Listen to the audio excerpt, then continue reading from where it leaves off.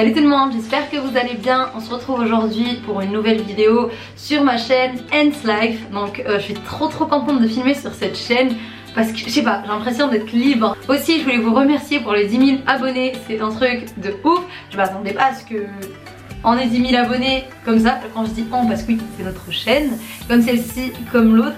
C'est vraiment un truc de dingue, je suis trop contente. Bref, là j'avais grave envie de tourner une vidéo, mais puisqu'on est à Cannes, donc oui, là on est à Cannes et d'ailleurs je vous prépare un vlog qui va sortir je pense dans 2-3 jours. En plus dans le vlog il y aura en gros Junior et moi on va partir à Monaco pour voir le match de PSG versus Monaco.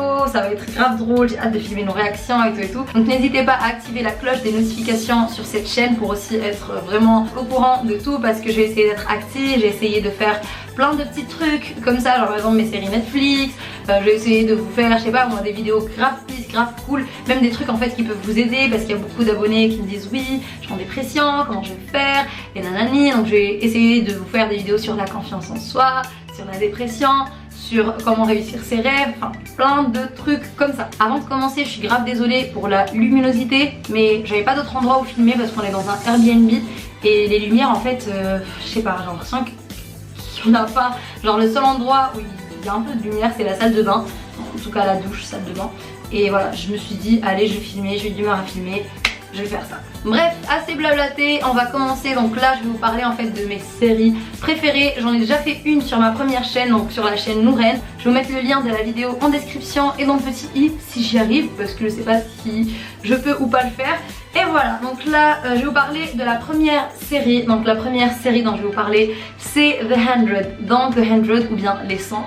Donc c'est une série en fait, déjà pourquoi ça s'appelle Les 100 en fait. Parce qu'en fait je vous explique, la série, en tout cas la première saison, passe dans l'espace. En gros la Terre n'est plus habitable, genre on peut plus y habiter et tout depuis je pense 100 ans déjà.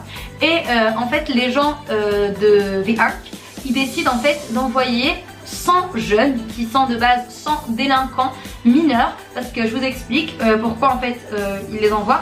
Parce que de base quand vous faites un délit sur l'arc, on vous floated, comme on dit, genre en gros on vous jette dans l'espace et vous crevez. Donc voilà, c'est comme ça, c'est pour diminuer la population et tout parce qu'ils n'avaient pas trop de bouffe, ils n'avaient pas trop d'eau et bref. Par contre les moins de 18 ans, c'est-à-dire les mineurs, en fait ils sont emprisonnés, et quand ils ont 18 ans, en fait ils voient s'ils peuvent les relâcher ou bien les floated. Donc en gros ils ont pris les 100 pires délinquants apparemment et ils les ont envoyés sur Terre. De base ils étaient 99, mais après il y a eu le 100e qui est monté parce qu'il y avait sa soeur à l'intérieur et il voulait absolument pas la laisser aller sur Terre toute seule. Et voilà, après il y a plein de trucs qui se passent et tout. Ce qu'il faut savoir c'est que la première saison se passe dans l'espace et après tout le reste se passe sur Terre, parce qu'il y a des trucs de ouf qui se passent. Genre les animaux ils sont plus pareils qu'avant, c'est un truc de malade. Je crois que c'est l'une de mes séries préférées, même si je peux comprendre qu'il y ait certains qui n'aiment plus trop. La saison 1 c'est un truc de dingue, genre je me suis dit mais waouh, cette série est incroyable. Et après au fur et à mesure, il y a 5 saisons pour l'instant. Et je sais pas comment vous expliquer, mais genre ça change en fait. Chaque saison on a l'impression que c'est une série différente, parce que la première saison c'est un thème, l'autre c'est un autre thème carrément. Genre on dirait, tu te dis mais attends, mais c'était eux qui étaient dans l'espace et tout. Non mais c'est pas possible. Je pense que c'est une série à regarder en fait tous les jours. Si par exemple vous regardez un épisode aujourd'hui et que dans 2 semaines, 3 semaines, 4 semaines vous regardez un autre, vous n'allez plus forcément kiffer la série, faut vraiment la bouffer en fait. C'est une série qui se bouffe de toute façon facilement. La deuxième série dont je dois absolument vous parler, c'est Orphan Black. Je pense que cette série, franchement, c'est l'une de mes préférées. Orphan Black, c'est une série de malade, mais la seule chose qui est chiante, c'est que la série est finie. En fait, c'est bon, toutes les saisons sont finies, je crois qu'il y en a 5 et je les ai toutes mangées, je les ai terminées. C'est un truc de ouf. Je vais pas vous spoiler. Ce qu'il faut savoir, c'est que y a une meuf en fait qui rencontre une personne qui lui ressemble comme 2 gouttes d'eau, et après en fait elle lui vole son identité.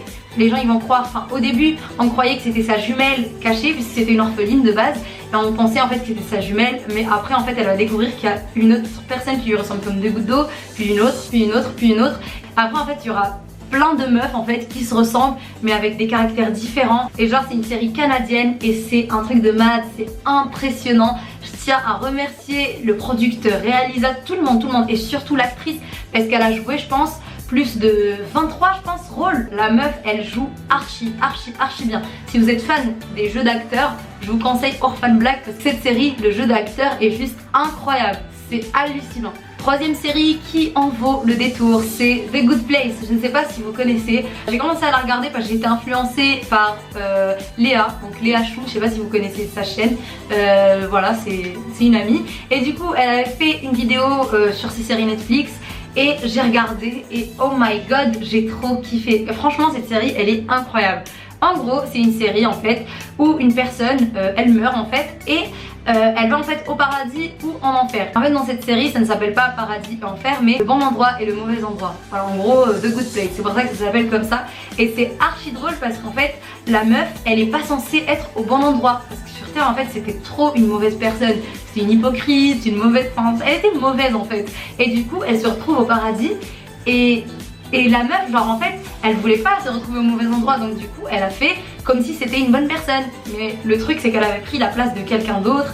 Et après, elle devait trouver son âme sœur, parce qu'en fait, là-bas, ils sont en mode âme sœur. Donc elle était avec un mec dont elle devait être archi amoureuse et tout. Mais puisque c'était pas la vraie Eleanor Shellstrop, bah du coup elle devait se forcer et tout. Et bref, après elle a fini par lui avouer. Il a décidé de l'aider à devenir une bonne personne. Et après bah bref, la meuf elle faisait des cours pour être une bonne personne dans le bon endroit alors que tout le monde était bon et tout. Hey, mais cette série en fait elle est archi drôle. C'est une série en fait grave peace, grave pas casse-tête. Genre Orphan Black en fait si vous regardez, c'est une série grave casse-tête, vous voyez ce que je veux dire, genre en mode il faut tout le temps être à l'affût, il faut tout le temps être là en train de surveiller. C'est comme Murder par exemple, je l'ai commencé mais j'ai toujours pas fini parce que je suis pas dans le mood de regarder une série qui me casse la tête. Et voilà, mais The Good Place c'est vraiment une série peace, genre c'est pas casse-tête, genre c'est une série que je peux regarder avant de dormir au calme.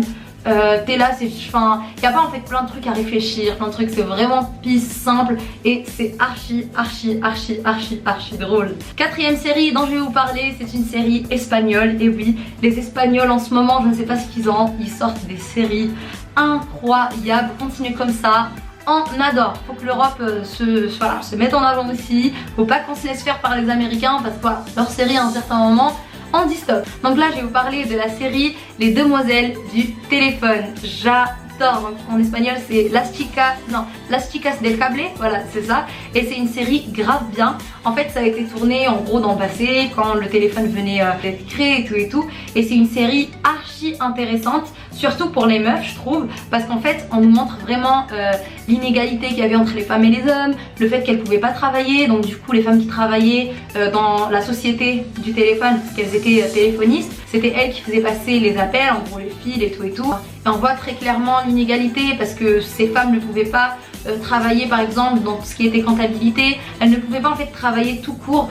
Les femmes qui travaillaient en tant que téléphonistes c'était vraiment des femmes privilégiées ou qui étaient obligées de travailler pour survivre parce que les autres, enfin c'était mal vu en fait de travailler.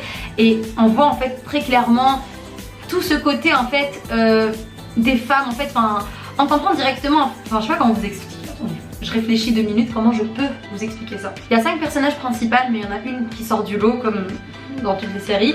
Cette meuf en fait on parle beaucoup d'elle, pourquoi? Parce que elle a dû changer d'identité pour survivre, parce que enfin voilà elle a dû fuir et tout et elle est partie à Madrid. Et voilà, elle devait voler de l'argent dans la société du téléphone. Et au final, après, elle s'est retrouvée en tant que téléphoniste. Et elle est devenue pote avec 4 autres femmes, je crois, ou 3 autres. Bref, après, il y a une 5e qui arrive. Et voilà, en fait, elles sont devenues potes. Après, il y a des meurtres. Après, il y a plein de trucs en fait qui se passent. Voilà, c'est vraiment une série pour filles en fait. Après, voilà, je dis pas qu'il y a que les filles qui ont le droit d'aller regarder.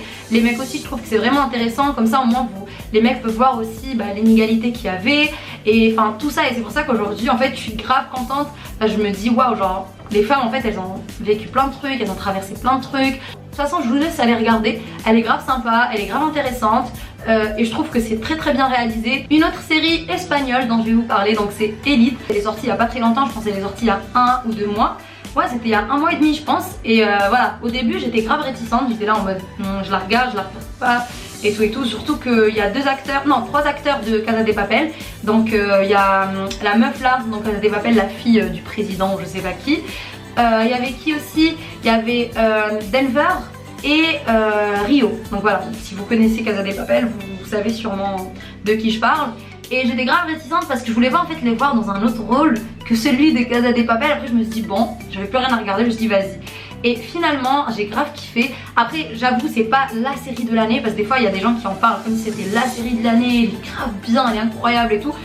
Je trouve pas trop, c'est vrai qu'elle est bien, elle est cool, mais voilà, faut pas faire des masses aussi.